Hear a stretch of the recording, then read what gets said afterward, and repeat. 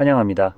제 앞에는 퍼커 M80 있고 오늘은 이 기기의 초기 설정 과정을 어떻게 진행하는지 보여드리겠습니다.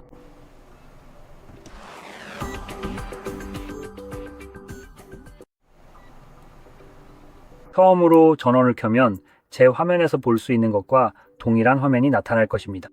이 화면은 바로 여기에서 샤오미 아이 하이프로 OS가 실행되고 있음을 알려줍니다. 이제 화살표를 클릭하면 언어를 선택할 수 있습니다. 지금은 폴란드어가 선택되어 있으니 영어로 내리면서 찾아보겠습니다. 영어로요. 영어에는 여러 가지 옵션이 있는데 호주, 인도, 영국, 미국식 영어가 있습니다. 여기서 어떤 것을 선택해도 거의 차이가 없으니 사실상 아무거나 골라도 상관없습니다. 그래서 저는 아니 이건 아니고요. 사실 큰 차이는 없지만 만약에라도 미국식 영어와 연관되고 싶지는 않네요. 어쨌든 이제 다음 페이지로 넘어가겠습니다. 여기서 지역을 선택할 수 있습니다. 자, 이건 약간 음모론 같아 보일 수도 있는데요. 하지만 제가 왜 이런 생각을 하는지 그리고 왜 이렇게 하라고 추천하는지 설명드릴게요. 그래서 저는 여러분이 실제로 거주하는 지역이 아닌 다른 지역을 선택하는 것을 추천합니다. 그래서 저는 유럽연합에 속한 지역을 선택하는 것을 추천합니다. 그 이유는 유럽연합이 소비자 권리가 훨씬 더 잘 보장되어 있기 때문입니다. 그리고 기업들이 어떤 행동을 하지 못하도록 막는 법률에 관해서라면 저희가 그 부분에서는 최고라고 할 수 있죠. 미국은 사실상 돈만 가져오면 모든 기업에게 무릎 꿇고 아부하는 나라입니다. 그리고 만약 당신이 소비자라면 정말 안타깝지만 손해를 볼 수밖에 없습니다. 그래서 그런 이유로 유럽연합이 훨씬 더 낫습니다. 특히 소비자 권리 측면에서요. 그리고 게다가 제가 개인적으로 생각하는 약간 음모론적인 부분도 있습니다. 사실 이건 한 번도 시험해 볼 기회가 없었고 어떻게 시험할 수 있을지도 잘 모르겠지만요. 예를 들어 최근에 애플과 관련된 사례가 있었는데 영국이 애플에게 iOS에 대한 접근 권한을 다시 달라고 강요하려 했던 일이 있었습니다. 기본적으로 이 말은 영국 정부가 언제든지 당신의 개인 재산이나 프라이버시를 침해할 수 있다는 뜻입니다. 당신의 기기에 다시 접근해서 그 안에 모든 정보를 확인하고 혹시 당신이 누군가에게 모욕적인 말을 했는지까지 조사할 수 있다는 거죠. 어쩌면 어떤 정치인들, 아니 사실상 전부가 그런 사람들일 수도 있죠. 그들의 행동을 보면 아마 그럴 거라고 생각합니다. 그러니까 아이고 불쌍하다 울어봐라. 젠장 강물이라도 만들어라. 결국 그들은 그 기기에 접근하게 됩니다. 더 역겨운 건 이게 바로 너희에게만 적용되는 규칙이지 내게는 아니야 라는 식이라는 겁니다. 만약 당신을 싫어하는 정치인이 있다면 그들을 비판했다는 이유로 정부를 이용해 당신을 감옥에 보낼 빌미를 만들 수 있습니다. 그들에 대해 험담을 했으니까요. 그들은 당신에게 그렇게 할 수 있지만 반대로 당신이 그들을 견제하려 한다면요. 그건 그렇게 되지 않을 겁니다. 그들은 같은 종류의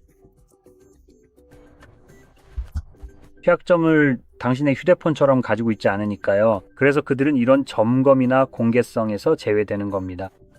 그래서 그런 이유로 저는 영국처럼 이런 제도의 일부가 아닌 다른 지역을 선택해서 휴대폰이 이런 점검 대상에서 제외되거나 이런 취약점으로 점검당하지 않도록 설정하는 걸 추천드리고 싶어요. 하지만 제가 뭔데 사실 판사들도 여전히 가능하다고 생각할 수 있으니 그냥 알아두세요. 이건 말하자면 얇은 알루미늄, 호일 같은 접근 방식이라고 할 수 있겠네요. 그리고 우리가 이 사실을 알게 된 유일한 이유는 애플이 거부하기로 결정했기 때문이라는 점도 말씀드리고 싶어요. 그래서 그건 좋은 일이지만 관점을 좀 달리해서 말씀드리자면 만약 당신이 회사에 이익을 가져다 주는 나라라면 그것도 작은 이익이 아닌 경우라면요.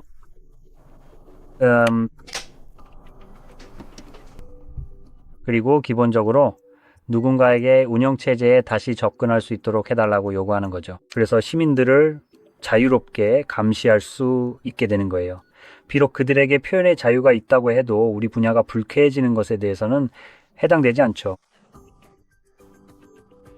그런데 만약 회사가 그걸 거부한다면 다음으로 할 수 있는 최선의 방법은 뭘까요? 제 생각엔 글쎄요. 정말 역같네요. 아마 당신들은 이제 피를 팔 수 없겠죠. 그럼 우리나라에서는 휴대폰이나 이어폰도 못 팔게 되는 거예요. 그럼 애플의 생각은 뭐였을까요? 결국 이익이 허튼 이념보다 우선이겠죠? 맞잖아요. 그래서 알겠어요. 그럼 이렇게 하죠. 여기요. 여기 백도어 접근 권한이 있습니다. 그리고 당연히 그건 비공개 조항이 포함되겠죠. 그래서 그들은 백도어 접근 권한을 갖게 되는 거예요. 애플은 그에 대해 말할 수 없으니 당신은 여전히 자신의 기기가 정말 안전하다고 생각하겠지만 실제로는 그렇지 않아요. 진짜로 안전할 수 있는 유일한 경우는 그래핀 OS 같은 걸 쓸 때뿐이죠.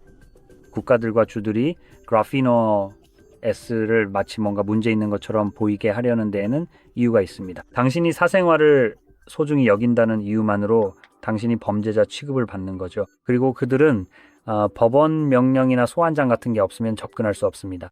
만약 그들이 이런 절차 없이 억지로 접근하려고 하면 당신의 폰은 초기화되고 그들은 아무것도 얻지 못하죠. 그래서 사생활을 정말 중요하게 생각한다면 꼭 한번 확인해 보라고 추천합니다. 저도 꼭 그래야겠네요. 그래서 어쨌든 당분간은 유럽연합을 선택해도 되겠네요. 그리고 다음으로는 약관이 있습니다. 사용자 동의서와 개인정보 보호 정책도 있죠.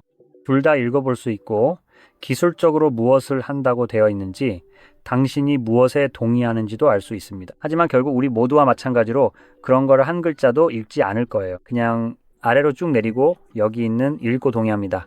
박스를 체크하겠죠. 저는 이걸 완전히 읽었습니다. 그리고 이제 다음 페이지로 넘어갈 수 있습니다. 다음 페이지에서는 다른 휴대폰을 사용해서 휴대폰을 설정할 수 있게 해줍니다. 또 다른 휴대폰이요.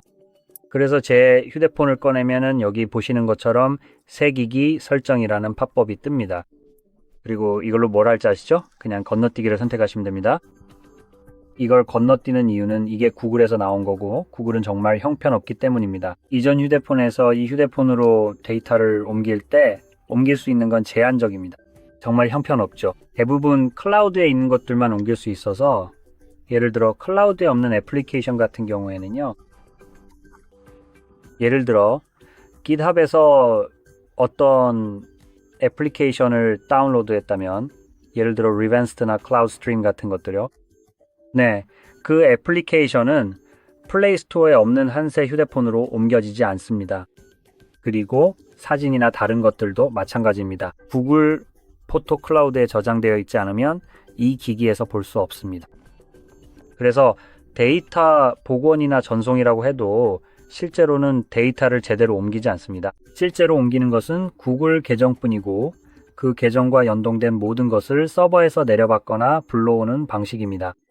서버에 저장된 것이 있다면 잘 불러오지만 그렇지 않으면 이전 휴대폰에 그대로 남아있게 됩니다. 그래서 이 휴대폰으로 데이터를 옮기는 훨씬 더 좋은 방법이 있는데 그 방법을 영상 마지막에 보여드릴 예정입니다. 이 방법을 사용하면 데이터가 어디에 있든 상관없이 정말 모든 것을 옮길 수 있습니다. 이 방법은 클라우드에서 불러오는 것이 아니라 실제로 휴대폰에서 데이터를 복사합니다. GitHub에서 앱을 받았거나 클라우드 사진이라도 상관하지 않습니다. 뒤로 돌아가 데이터를 옮길 수도 있지만 방금 2번 정도 건너뛰었네요. 여기 심카드 삽입 페이지에서 원하시면 심카드를 넣으실 수 있습니다.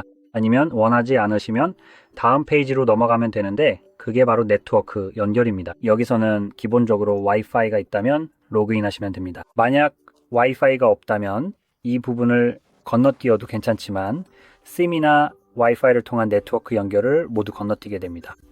날짜요.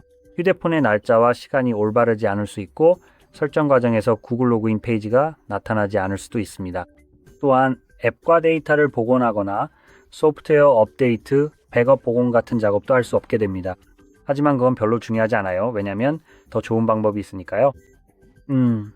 인터넷 연결이 필요 없는 애플리케이션을 사용해서 이전 휴대폰을 통해 할 수 있고 앞서 말했듯이 구글은 서버 연결이 필요하죠. 날짜와 시간은 언제든지 변경할 수 있고 다른 모든 것도 마찬가지예요. 설정이 끝나면 이런 것들은 나중에 모두 변경할 수 있습니다. 어쨌든요.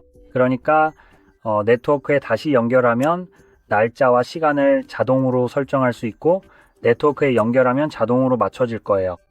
또한 백업에서 복원하거나 소프트웨어 업데이트를 받고 그 밖에 여러 작업도 나중에 할 수 있습니다. 그러니까 이건 완전히 고정된 게 아니니 앞으로 너무 걱정하지 않으셔도 됩니다. 여기서 화면 잠금 설정이 있고 여러 가지 방법이 제공됩니다. 즉 화면 잠금 옵션이 있습니다. 먼저 이걸 클릭해보면 핀 패턴, 비밀번호 3가지 옵션이 나옵니다. 이 중 하나는 반드시 선택해야 합니다. 만약 생체 인식, 즉 지문이나 얼굴 인식을 사용할 계획이라면 여기에서도 2가지 옵션을 볼 수 있습니다. 화면 잠금, 즉 물리적인 잠금이 필요한 이유는 지문과 얼굴 인식 같은 생체 인식은 100% 신뢰할 수 없기 때문입니다. 얼굴에 작은 흠집이 생겨서 휴대폰이 더 이상 당신을 인식하지 못해 잠금 해제가 안 되는 경우가 있습니다. 즉 인식할 수 없을 만큼 변해버렸기 때문이죠. 이럴 때는 핀 패턴 비밀번호 중 하나로 휴대폰을 잠금 해제할 수 있는데 이 방법은 당신의 외모와는 상관이 없습니다. 정확하게 입력만 하면 되니까요.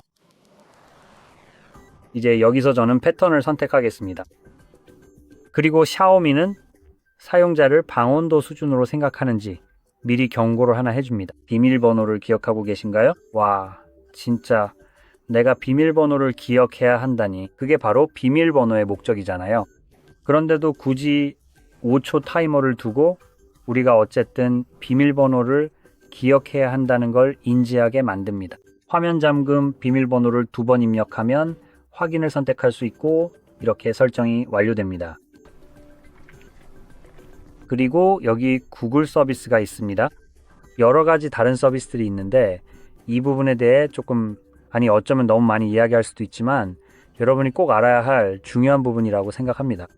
위치 스캔과 사용자 및 진단 데이터 전송, 그리고 토글이 따로 없는 이런 옵션도 있습니다. 그리고 업데이트 및 앱 설치 옵션도 있습니다. 이제 이 모든 옵션을 실제로 아니면 이론적으로는 더 정확할 것 같은데 모두 끌 수 있습니다. 한번 볼까요? 위치 사용은 GPS와 와이파이 네트워크를 이용해서 기본적으로 지도상에서 내 위치를 파악하는 기능입니다. 스캐너용은 기기가 네트워크나 블루투스 등을 검색할 수 있도록 해줍니다. 이 2가지를 모두 끄면 실제로는 기기가 완전히 네트워크에서 벗어나게 되고 내 위치를 알 수 없게 됩니다. 하지만 실제로는 그렇게 작동하지 않습니다. 왜냐하면 예를 들어 모바일 네트워크 연결이나 기지국을 이용해서 내 위치를 파악할 수 있기 때문입니다. 또한 다른 기기들과 연결해서 내 위치를 알아낼 수도 있습니다. 주변에 있는 다른 휴대폰과 연결된다면 내 위치를 좀 더 정확하게 파악할 수 있겠죠. 아마 더 정확하겠죠? 그래서 이게 한 가지인데 여기서는 블루투스가 꺼져 있어야 한다고 돼 있으니 실제로는 그렇게 작동하지 않아야 하죠. 그러니까 이런 식으로 이건 좀 걸러서 들어야 할 것 같아요. 위치 서비스도 내 위치를 알면 안 되지만 결국 기지국을 통해서 알 수 있잖아요. 그래서 이건 의도적으로 말하지 않아서 거짓말을 하는 거라고 볼 수 있겠네요. 그리고 마지막으로 사용자 및 진단 데이터 전송을 끄면 이 문구에 따르면 어떤 데이터도 진단 데이터든 사용자 데이터든 전송하지 않아야 합니다. 여기서 사용자 데이터란 이 기기에 있는 모든 것, 그리고 이 휴대폰이 주머니에서 생성하는 모든 것을 의미하죠. 그 데이터가 무엇이든 그건 당신의 데이터입니다. 그게 바로 사용자 데이터예요. 이게 당신의 휴대폰이기 때문에 그 안에 있는 모든 것이 진단 데이터든 아니든 결국 사용자 데이터인 거죠. 이 설정이 꺼져 있다면요, 이 경우 이 기기에서 정말 아무것도 유출되어서는 안 됩니다. 단 한 조각, 단 1kB의 정보도 밖으로 나가서는 안 되죠. 하지만 있잖아요. 실제로는 그렇지 않아요. 그리고 아주 간단하게 이걸 직접 테스트해 볼 수 있는 방법이 있어요. 이런 설정을 전부 꺼버릴 수 있죠. 맞죠? 그리고 휴대폰을 들고 심카드 없이 911에 전화를 걸어보세요. 이 휴대폰에는 심카드가 없어요. 지금 당장 911에 전화를 걸 수 있고 이 전화가 반드시 연결될 거라고 장담할 수 있어요. 이건 보안을 위한 조치이긴 하지만 심카드가 없어서 어떤 셀 타워에도 연결되어 있지 않은 휴대폰이 어떻게 911에 연결될 수 있는 거죠? 결국 셀 타워를 통해 연결되는 건데 말이에요. 이게 한 가지예요. 그리고 그걸 바탕으로 전화를 받는 사람은 당신이 어디에 있는지도 알 수 있어요. 다시 한번 어떻게 해요?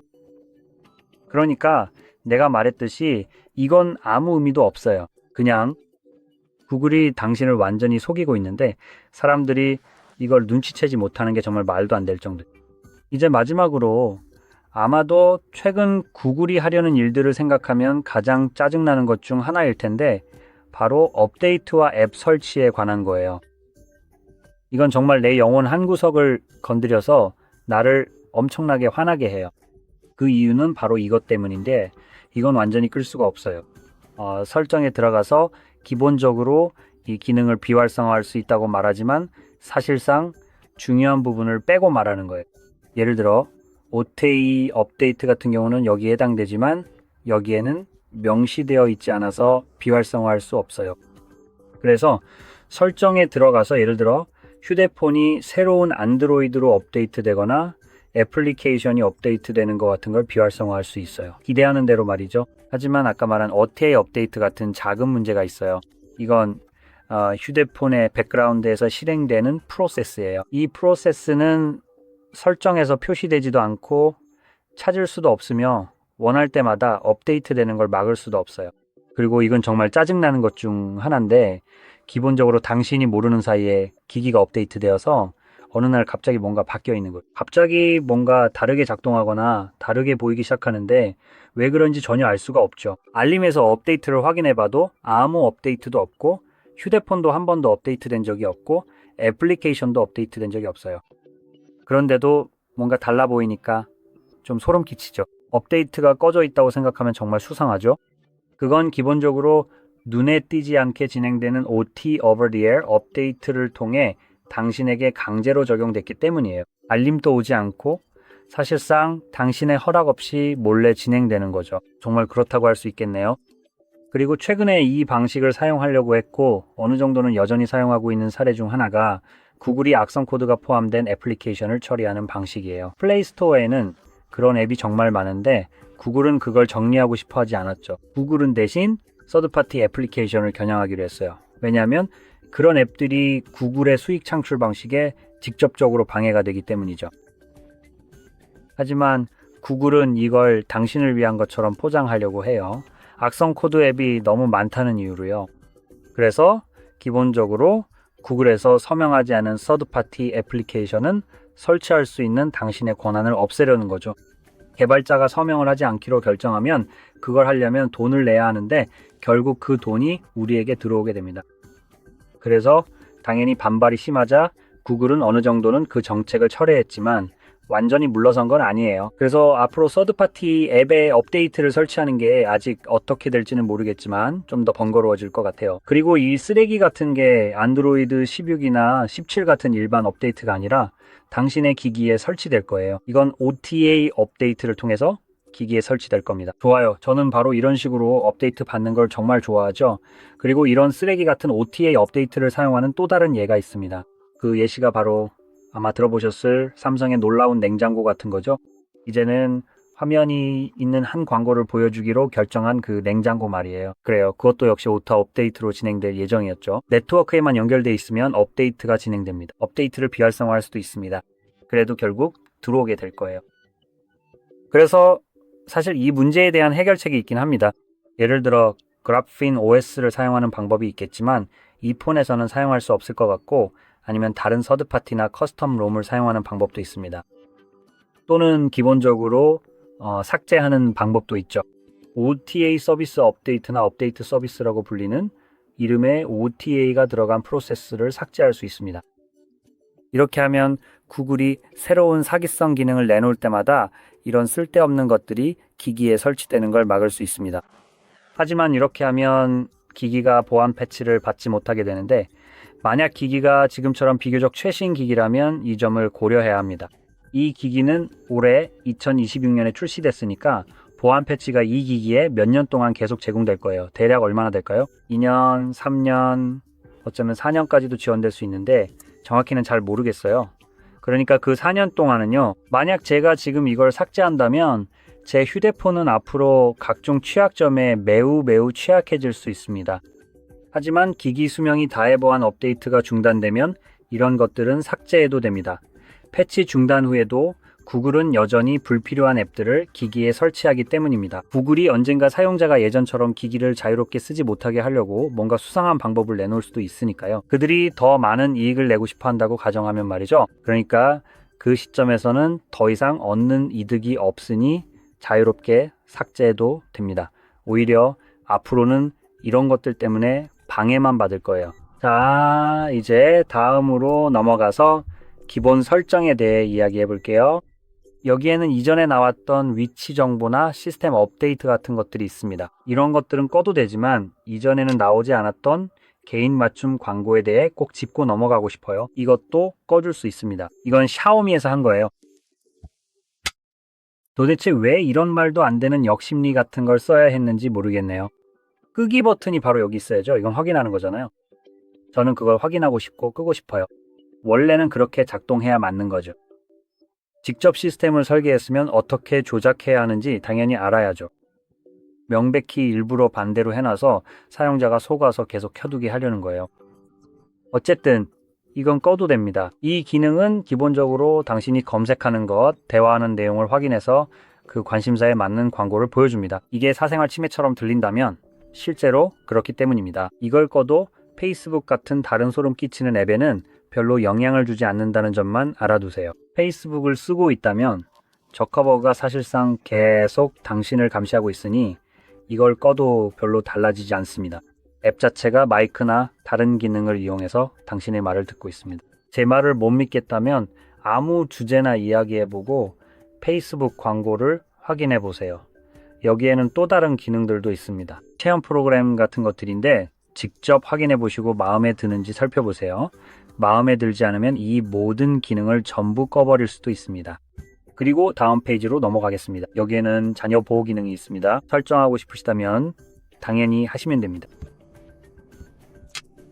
다음으로 넘어가죠. 이제 글꼴 설정이 있습니다. 여기에는 기본적으로 두 가지 글꼴이 제공되며 주로 크기에서 차이가 있습니다. 하지만 초기 설정 후에 추가 글꼴을 다운로드하면 설정에서 홈 화면이나 개인화 메뉴로 들어가서 글꼴을 변경할 수 있습니다. 그리고 새로 다운로드한 글꼴들이 그곳에 표시될 것이고 더 다양한 옵션 중에서 선택할 수 있게 됩니다.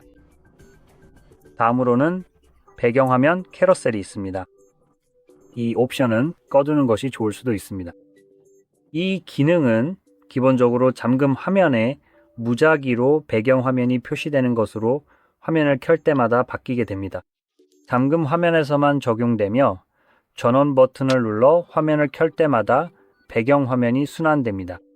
여기에는 꽤 괜찮은 배경화면들이 있어서 보기 좋지만 배경화면 캐러셀에는 관계에 별로 좋지 않을 수 있는 덜 바람직한 배경화면들도 있다는 점을 알게 될 겁니다.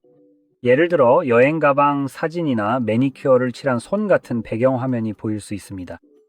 심지어 여성들이 청소하는 모습의 배경화면도 볼 수 있습니다. 농담이 아닙니다.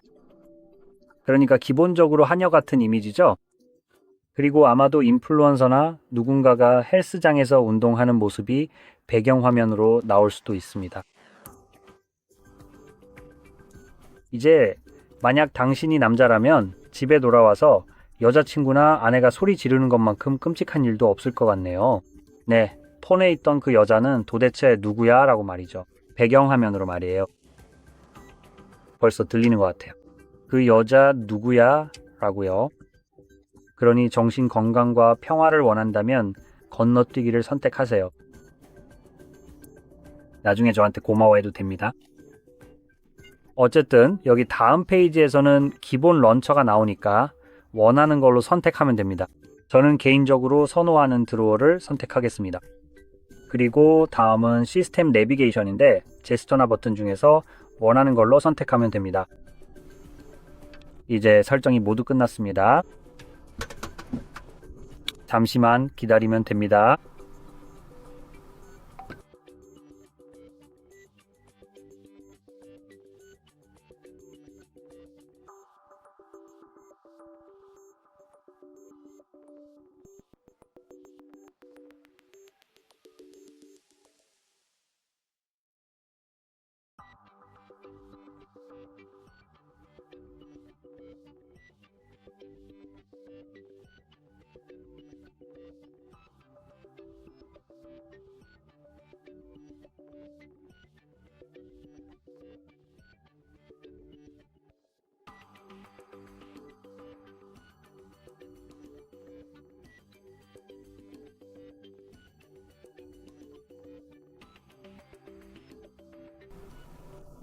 지금까지 20분이나 설정에 대해 얘기했지만 이제야 시스템을 준비하고 있네요.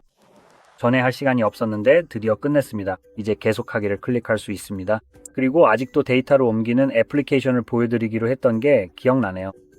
그래서 그게 실행되면 만약 이전 휴대폰이 있다면 그 휴대폰에 이 애플리케이션을 설치해야 합니다. 그리고 휴대폰 종류에 따라 플레이스토어나 앱스토어에서 설치할 수 있습니다. 찾으셔야 할 애플리케이션은 바로 여기 시스템 앱에 있습니다. 맨 아래에 있는 MI 모바일입니다. 이 애플리케이션은 한 휴대폰에서 다른 휴대폰으로 모든 정보를 정말 빠짐없이 옮길 수 있는 훌륭한 앱입니다. 앱 데이터 같은 것까지 포함하는데 여기서 앱 데이터란 기본적으로 애플리케이션의 설정을 의미합니다. 예를 들어 어떤 앱에서 다크 모드를 설정해 두었다면 다크 모드를 사용하라는 정보도 전체 애플리케이션과 함께 같이 옮겨집니다. 그래서 정말 훌륭한 방법이고 사진이나 동영상도 함께 옮길 수 있습니다. 동영상, 애플리케이션, 연락처, 통화 기록, 메시지도 이전됩니다. 그래서 한 휴대폰에서 다른 휴대폰으로 모든 것을 옮길 수 있는 정말 훌륭한 방법입니다. 어쨌든 이렇게 설명을 마치며 이 영상이 도움이 되셨다면 좋아요와 구독 부탁드리고 시청해 주셔서 감사합니다.